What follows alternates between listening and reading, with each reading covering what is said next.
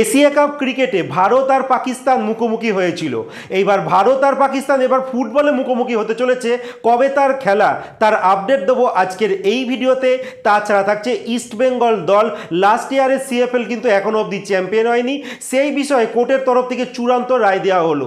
কি রায় দেওয়া হলো তার বিস্তারিত আপডেট দেবো আজকের এই ভিডিওতে। তাছাড়া থাকছে ব্র্যান্ডন ফার্নান্ডেজ আর আছে আসির আক্তার, তাদেরকে পছন্দ করলো কোচ, তারও আপডেট দেবো বিস্তারিতভাবে আজকের এই ভিডিওতে। তাছাড়া থাকছে এআইএফএফ এর কল্যাণ চৌবের পক্ষে ডিসিশন দিল সুপ্রিম কোর্ট। সমস্ত খবর এক এক করে বলবো। তার আগে প্রতিদিনের মতো বলবো, খেলার আপডেট খবর পাওয়ার জন্য আমাদের চ্যানেলটিকে সাবস্ক্রাইব করতে একদম ভুলো না। তো চলো শুরু করা যাক আজকের প্রথম খবর।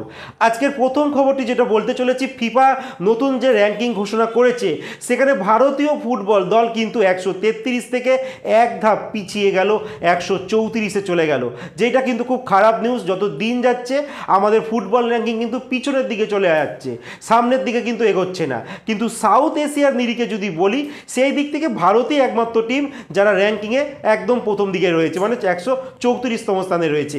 এছাড়া বাকি যে দেশগুলো আছে তাদের অবস্থা খুবই খারাপ। একমাত্র পাকিস্তান যে ফুটবল দল, তারা কিন্তু 2 ধাপ উন্নতি করেছে। তাদের র্যাঙ্কিং ছিল লাস্ট 201, তারা 199 স্থানে উঠে এসেছে। তো এক এক করে বলে দেবো সাপের কোন দল কত নম্বর স্থানে রয়েছে ফিফা র্যাঙ্কিংয়ে। সবার প্রথম বলবো ভারতীয় ফুটবল দল, যারা 134তম স্থানে রয়েছে। এরপর রয়েছে আফগানিস্তান, তারা 161তম স্থানে রয়েছে। এছাড়া রয়েছে মালদ্বীপ 171, নেপাল আছে 176, বাংলাদেশ 184, ভুটান 186। তো এই যে কটা দেশের নাম বললাম, এই দেশগুলো কিন্তু নিজেদের র্যাঙ্কিং একইভাবে রেখেছে, কোনো কিন্তু তারা এগোয়নি, তারা কোনো পিছোয়নি। একমাত্র ভারতীয় দল যারা পিছিয়েছে এক ধাপ, 134-এ গেছে। পাকিস্তান দল যারা 201 থেকে 2 ধাপ উপরে 199 স্থানে পৌঁছেছে। যাই হোক, এর পরের যে আপডেটটি দেবো কল্যাণ চৌবের কমিটির আপডেট নিয়ে, যেখানে চূড়ান্ত রায় দিয়ে দিয়েছে সুপ্রিম কোর্ট। আর সুপ্রিম কোর্ট থেকে বলা হয়েছে এই বছর কিন্তু আর কোনো নির্বাচন হবে না, কারণ যেই কমিটি এখনও অবধি রয়েছে তাদের মেয়াদ এখনও অবধি শেষ হয়নি। তাদের মেয়াদ শেষ হতে আরও একটা বছর বাকি আছে। যখন তাদের মেয়াদ শেষ হয়ে যাবে তারপরই কিন্তু ইলেকশন হবে, তার আগে কিন্তু কোনো ইলেকশন হবে না। এছাড়া আরও কিছু রায় দিয়েছে, যেমন এখানে বলা হয়েছে এই দেশের যে 1 নম্বর লিগ হবে ফুটবল লিগ, তার পুরোপুরি দায়িত্ব থাকবে কিন্তু এআইএফএফ এর হাতে। এছাড়া কারা ভোট পাবে সেই দিক থেকে বলা হয়েছে 15 জন ফুটবলারদের সুযোগ দেওয়া হবে ভোট দেওয়ার। এছাড়া 2 জন রেফারিকে সুযোগ দেওয়া হবে, একজন মহিলা আর একজন হচ্ছে পুরুষ রেফারি থাকবে। এছাড়া যারা I league champion, IWL champion, ISL champion, সেই সমস্ত ক্লাব থেকে একটি করে ভোট দিতে পারবে। এই হচ্ছে তাদের অবস্থান। আর পুরোটাই কিন্তু নেক্সট ইয়ার নির্বাচন হওয়ার পরই ক্লিয়ার হবে যে এই কমিটিটা তারপর থাকবে কি থাকবে না। বাট এই মুহূর্তে কিন্তু কল্যাণ চৌবের যে কমিটি মেম্বাররা রয়েছে তারা কিন্তু তাদের জায়গায় বহাল থাকলো, যার ফলে কিন্তু ফিফা আর ভারতীয় ফুটবলকে ব্যান করবে না। যার জন্য আমাদের ক্লাব লেভেলে মোহনবাগান, ইস্টবেঙ্গল, এফসি গোয়া, জাতীয় দলের এফসি এশিয়ান কাপ কোয়ালিফায়ারের ম্যাচ খেলতে কিন্তু আর কোনো সমস্যা রইল না। সবাই কিন্তু নিজেদের খেলাগুলো তারা কন্টিনিউ খেলতে পারবে। এর পরের যে আপডেটটি দিতে চলেছি অনূর্ধ্ব 17 সাব চ্যাম্পিয়নশিপের কথা, যেটা শ্রীলঙ্কার মাটিতে হচ্ছে, যেখানে লাস্ট ডে মানে শুক্রবার দিনকে ভারতীয় ফুটবল দল তারা মুখোমুখি হয়েছিল ভুটানের সঙ্গে। আর ভুটানকে তারা 1-0 গোলে হারিয়ে দিয়েছে। আর এই মুহূর্তে ভারতের ফুটবল দলের মানে অনূর্ধ্ব 17 টিমের 2 ম্যাচ খেলে 6 পয়েন্ট রয়েছে। আর ভারতের গ্রুপে রয়েছে পাকিস্তান, তারাও কিন্তু গতকাল খেলতে নেমেছিল মালদ্বীপের বিরুদ্ধে, আর তারা মালদ্বীপকে 5-2 গোলে হারিয়েছে। তারাও কিন্তু 2 ম্যাচে 6 পয়েন্ট নিয়ে রয়েছে।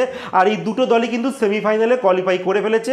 কিন্তু নিয়ম রক্ষার একটি ম্যাচ এখনও বাকি রয়েছে গ্রুপের, যেখানে ভারত আর পাকিস্তান মুখোমুখি হবে 22শে সেপ্টেম্বর বিকেল 3টে থেকে এই ম্যাচ হবে। তোমরা এই খেলাটি লাইভ দেখতে পারো ইউটিউব চ্যানেলে, স্পোর্টস ওয়াচ বলে একটা চ্যানেল আছে, সেই চ্যানেলে তোমরা লাইভ দেখতে পারো। এছাড়া ম্যাচের দিন আমি আমার ইউটিউব প্লাস ফেসবুক পেজে আমি কোন চ্যানেলে খেলা হচ্ছে সেটা আমি তোমাদের শেয়ার করে দেবো। বিকেল 3টে থেকে খেলা আছে 22শে সেপ্টেম্বর সোমবার দিনকে। আর যারা এই ম্যাচটা জিতবে তারা কিন্তু গ্রুপ টপার হয়ে কোয়ালিফাই করবে। আর যদি ম্যাচটা ড্র হয় তো সেক্ষেত্রে পাকিস্তান গোল পার্থক্যে তারা কিন্তু গ্রুপ টপার হয়ে কিন্তু তারা পরে মানে সেমিফাইনালে তারা যাবে। তো এর পরের যে আপডেটটি দিতে চলেছি এটা হচ্ছে জাতীয় দলের ক্যাম্প কিন্তু শুরু হয়ে গেছে, মানে আমাদের জাতীয় ফুটবল দলের। সেখানে কিন্তু 2 জন খেলোয়াড়কে coach Khalid Jamil call up করেছে। তাদের মধ্যে Asir Akhtar, North East United এফসির ডিফেন্ডার, একটা সময় ইস্টবেঙ্গলে খেলতো। এছাড়া রয়েছে ব্র্যান্ডন ফার্নান্ডেজ। এই 2 জন খেলোয়াড়কে নতুনভাবে কিন্তু কল আপ দেওয়া হয়েছে। আর এই খেলোয়াড়গুলি আগামী 2-3 দিনের মধ্যেই জাতীয় দলের ক্যাম্পে যোগদান করবে, কারণ নেক্সট মান্থ মানে অক্টোবর মাসে কিন্তু আমাদের জাতীয় দলের এএফসি এশিয়ান কাপ কোয়ালিফায়ারের ম্যাচ রয়েছে। 9 আর 14 অক্টোবর সিঙ্গাপুরের সঙ্গে ম্যাচ রয়েছে, একটা তাদের মাঠে হবে আর একটা কিন্তু আমাদের ঘরের মাঠে হবে। এরপরে যে শেষ যে খবর আপডেটটি দেবো ইস্ট বেঙ্গলকে নিয়ে, লাস্ট ইয়ারে কিন্তু সিএফএল চ্যাম্পিয়ন কে সেটা কিন্তু এখনো অবধি ফেসলা হচ্ছিল না। আলটিমেট কিন্তু হাইকোর্ট থেকে রায় দিয়ে দিয়েছে, যেখানে ডায়মন্ড হারবার এফসি যে আবেদনটা করেছিল তার আবেদন কিন্তু একদম নাকচ করে দিয়েছে হাইকোর্ট। আর কোনো কিছু অসুবিধা রইল না।